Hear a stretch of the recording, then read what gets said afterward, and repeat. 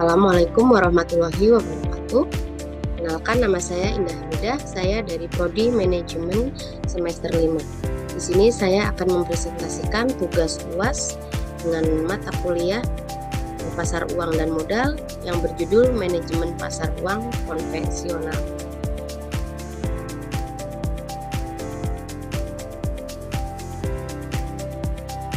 Pertama, konsep dasar pasar uang. Apa itu pasar uang? Pasar uang atau money market adalah tempat pertemuan abstrak yang digunakan para pemilik dana jangka pendek untuk menawarkan kepada calon pengguna yang membutuhkannya, baik secara langsung maupun melalui perantara. Adapun dana jangka pendek adalah dana-dana yang dihimpun dari perusahaan maupun perseorangan dengan batasan waktu dari 1 hari sampai 1 tahun, yang dapat diperjualbelikan di dalam pasar uang. Pasar uang adalah pasar tempat aset-aset keuangan diperdagangkan. Pasar uang atau money market berfungsi untuk memperdagangkan dana jangka pendek, yaitu dana berjangka waktu kurang dari 1 tahun. Selanjutnya, tujuan pasar uang. Tujuan pihak yang memerlukan dana dan mencari dana tersebut di pasar uang bergantung pada kepentingan dan kebutuhan pencari dana. Ada 4 tujuan dalam menghimpun dana dari pasar uang, yaitu yang pertama memenuhi kebutuhan jangka pendek, yang kedua memenuhi kebutuhan likuiditas, yang ketiga memenuhi kebutuhan modal kerja, serta yang terakhir membayar clearing yang harus segera dibayar.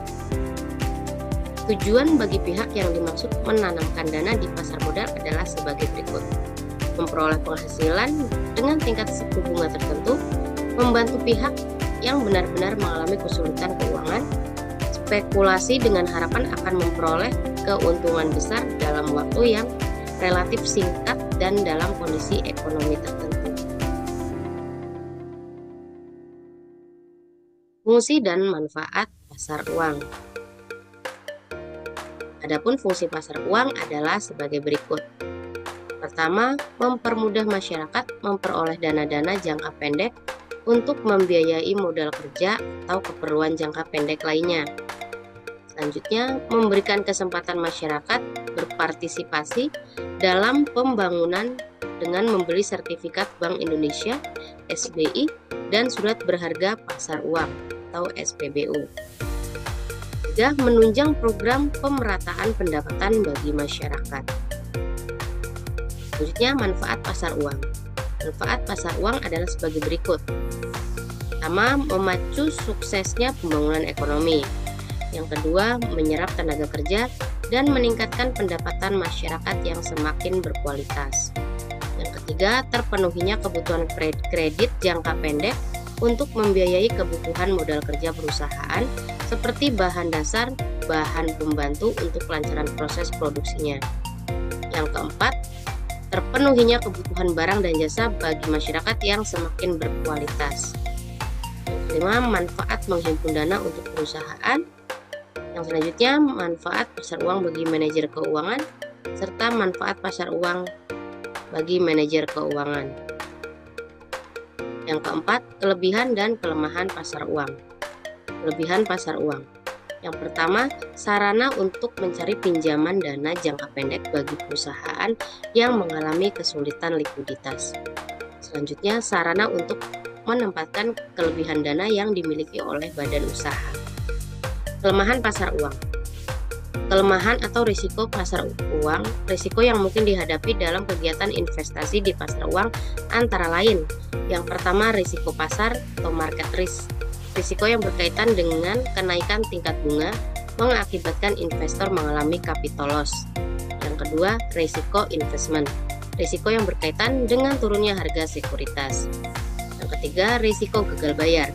Risiko yang terjadi akibat peminjam atau debitur tidak mampu memenuhi kewajibannya sesuai dengan perjanjiannya. Yang keempat, risiko inflasi pemberi pinjaman menghadapi kemungkinan naiknya harga-harga dan jasa yang menurunkan daya beli atas pendapatan yang diterimanya. Yang kelima, risiko value atau currency risk. Risiko yang terjadi karena perubahan yang tidak menguntungkan terhadap kurs mata uang asing. Selanjutnya, risiko politik. Risiko yang berkaitan dengan perubahan undang-undang atau peraturan pemerintah. Jenis, ciri, dan indikator pasar uang. Pasar keuangan dapat dibagi ke dalam beberapa subjenis sebagai berikut. Pertama, pasar modal yang terdiri atas pasar premier dan pasar sekunder yang terbagi lagi menjadi pasar saham, yaitu sarana pembiayaan melalui penerbitan saham dan merupakan sarana perdagangan saham. Yang kedua, pasar obligasi, yaitu sarana pembiayaan melalui penerbitan obligasi dan merupakan sarana perdagangan obligasi. Selanjutnya, pasar komoditi, yaitu memfasilitasi perdagangan komoditi. Selanjutnya, pasar keuangan, yaitu sarana pembiayaan utang jangka pendek dan investasi. Selanjutnya, pasar derivatif, yaitu sarana yang menyediakan instrumen untuk mengelola risiko keuangan. Selanjutnya, pasar berjangka, yaitu sarana yang menyediakan standarisasi kontrak berjangka bagi perdagangan suatu produk pada suatu tanggal pada masa mendatang. Selanjutnya, pasar asuransi, yaitu memfasilitasi redistribusi dari berbagai risiko. Selanjutnya, pasar valuta asing, yaitu memfasilitasi perdagangan valuta asing. Ciri-ciri pasar uang dan lembaga pengikutnya. Pasar uang menurut Panji Anuradha dan Fiji Pakarti 2021 mempunyai ciri sebagai berikut. Jangka panjang yang pendek, tidak terikat pada tempat tertentu, pada umumnya supply dan demand bertemu secara langsung dan tidak perlu warantor underwriter. Pasar uang dan pasar modal sebenarnya merupakan sarana investasi dan mobilisasi dana. Lembaga-lembaga yang ikut dalam lembaga pasar uang adalah yang pertama bank-bank, yang kedua perusahaan-perusahaan umum, yang ketiga perusahaan asuransi, yang keempat yayasan, serta yang kelima lembaga keuangan lainnya, koperasi dan rumah gadai. Indikator pasar uang. Indikator pasar uang sangat diperlukan untuk mengukur atau mengamati perkembangan pasar uang. Indikator pasar uang meliputi sebagai berikut. Yang pertama, suku bunga pasar uang antar bank. Tingkat bunga yang dikenakan oleh bank terhadap bank lain dalam hal pinjam-meminjam dana dalam bentuk rupiah. Selanjutnya, volume transaksi pasar uang antar bank. Jumlah transaksi antar bank dalam hal pinjam-meminjam dalam hal bentuk rupiah. Selanjutnya, suku bunga pasar antar bank. Tingkat bunga yang dikenakan oleh bank terhadap bank lain dalam hal pinjam-meminjam dana dalam bentuk US dollar. Selanjutnya, volume transaksi pasar antar uang, pasar antar bank. Jumlah transaksi antar bank dalam hal pinjam-meminjam dalam bentuk US dollar. Selanjutnya, EJBOR atau Jakarta Interbank Offer Rate. Suku bunga yang ditawarkan untuk transaksi pinjam-meminjam antar bank. Selanjutnya, suku bunga deposito rupiah. Tingkat bunga yang diberikan para deposan yang mendepositkan uangnya dalam bentuk rupiah.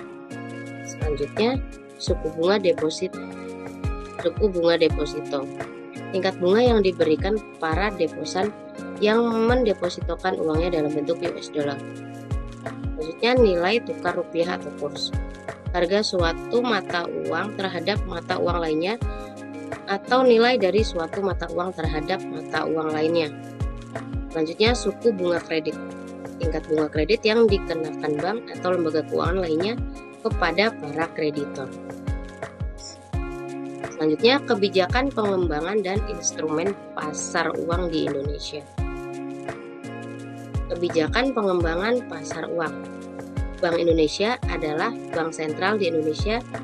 Bank Indonesia sebagai bank sentral di Indonesia telah mengambil beberapa kebijakan yang bertujuan menciptakan sistem keuangan yang sehat, meningkatkan ketersediaan informasi bagi pelaku pasar, dan meningkatkan efektivitas kebijakan moneter.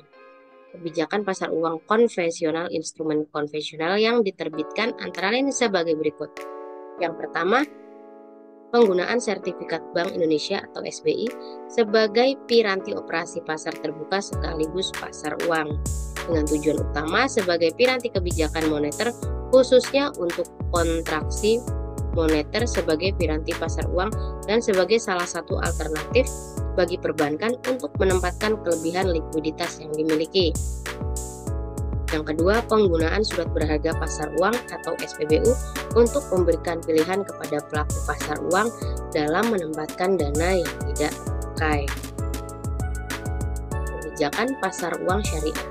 Kebijakan mengenai pasar uang syariah di Indonesia didasarkan pada Peraturan Bank Indonesia Nomor 10/36-FBI/2008 tanggal 10 Desember 2008 tentang operasi moneter syariah yang merupakan perwujudan pengendalian moneter berdasarkan prinsip syariah dalam rangka mendukung tugas Bank Indonesia dalam menetapkan dan melaksanakan kebijakan moneter. Kedua, instrumen pasar uang di Indonesia. Instrumen atau surat-surat berharga yang diperjualbelikan dalam pasar uang cukup bervariasi, termasuk surat-surat berharga yang diterbitkan oleh badan-badan usaha swasta dan negara serta lembaga-lembaga pemerintah. Instrumen pasar uang yang ada di Indonesia menurut Dahlan Siamat tahun 2001 antara lain sebagai berikut. Pertama, sertifikat Bank Indonesia atau SBI. Tujuan Bank Indonesia mengeluarkan SBI untuk mengurangi peredaran uang di dalam masyarakat. Yang pertama, surat berharga pasar uang atau SPBU adalah surat berharga yang dikeluarkan oleh Bank Umum dan dibeli oleh Bank Indonesia dengan nilai nominal yang cukup besar. Tujuannya untuk meningkatkan likuiditas Bank Umum dan menekan laju inflasi. Likuiditas adalah kemampuan bank untuk memenuhi kewajiban jangka pendek. Selanjutnya, sertifikasi deposito adalah sejenis surat berharga yang dikeluarkan oleh bank dengan nilai nominal tertentu sebagai surat atau unjuk. Yang ketiga, pasar valuta asing, yaitu tempat seseorang dapat membeli atau menjual sejenis mata uang asing atau menukar dengan mata uang rupiah. Pasar valuta asing sering disebut bursa valuta asing. Lembaga yang mengkhususkan kegiatan dalam pertukaran uang asing disebut money changer. Selanjutnya, surat berharga pasar uang atau SPBU. Surat berharga pasar uang atau SPBU yaitu surat berharga berjangka pendek yang dapat diperjualbelikan secara diskonto dengan Bank Indonesia atau lembaga diskonto yang ditunjuk oleh BI. Ditinjau dari jenis transaksi dan warakatnya, SPBU dapat dibedakan sebagai berikut. Yang pertama, surat sanggup, aksep atau promosi. Dapat berupa surat sanggup yang diterbitkan oleh nasabah dalam rangka penerimaan kredit dari bank untuk membiayai kegiatan tertentu. Surat sanggup yang diterbitkan oleh bank dalam rangka meminjam antar bank.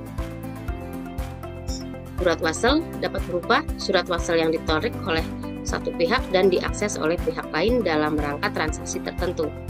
Penarikan dan atau tertarik adalah nasabah bank. Selanjutnya, surat wasel yang ditarik oleh nasabah bank dan siap diaksep oleh bank dalam rangka pemberian kredit untuk membiayai kegiatan tertentu. Sertifikat deposit. Sertifikat deposito merupakan alat keuangan berdurasi singkat yang dikeluarkan oleh bank dan memberikan bunga tetap setelah jatuh tempo. Jangka waktu yang diberikan bervariasi, yaitu 2 bulan, 3 bulan, 6 bulan, dan 1 tahun. Penerbitan sertifikat ini atas unjuk dalam bentuk sertifikat, yang berarti dalam sertifikat tidak tercantum nama, badan hukum tertentu, ataupun orang tertentu. Penempatan dana cair ke dalam rekening tabungan lembaga keuangan yang menawarkan suku bunga tetap setelah ketentuan jatuh tempo dilibatkan dalam penerbitannya.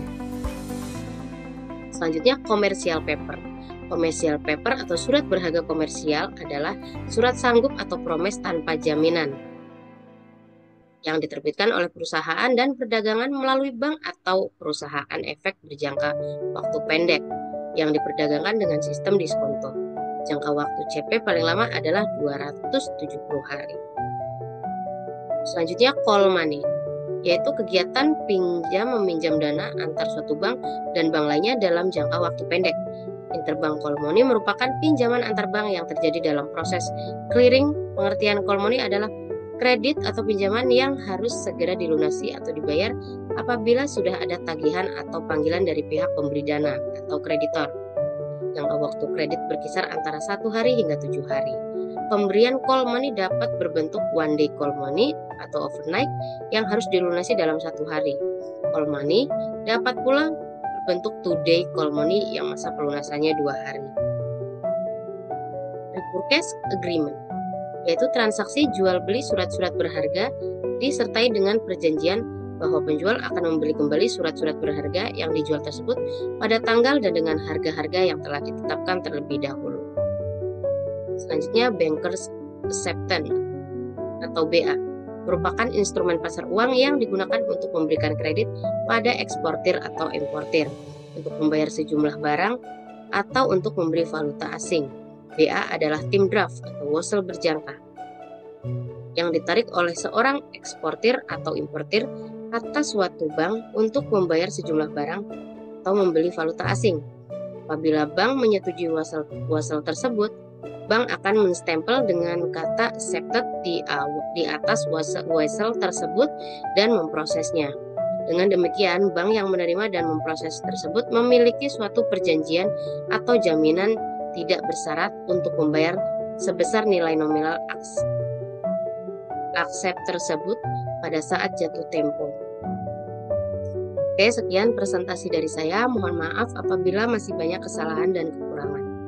Billahi taufik wal hidayah. Wassalamualaikum warahmatullahi wabarakatuh.